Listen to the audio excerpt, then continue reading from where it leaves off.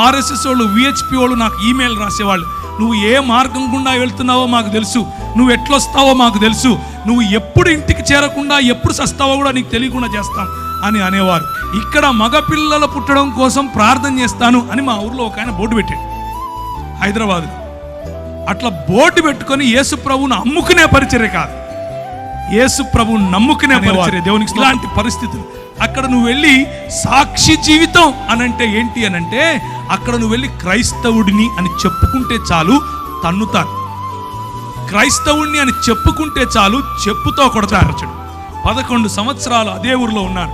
11 సంవత్సరాలు భీలు, బిలాల, కోయ, గోండు ఇలాంటి వాళ్ళు, బారేలా, తెలియని భాషలు, నాకు తెలియని భాషలు, నేను ఎప్పుడూ వినని భాషలు, నాకు హిందీయే రాదనుకుంటే అక్కడ ఎన్నో ట్రైబల్ భాషలు, అన్ని భాషల్లో దేవుని వాక్యం పరిచయం చేశాను.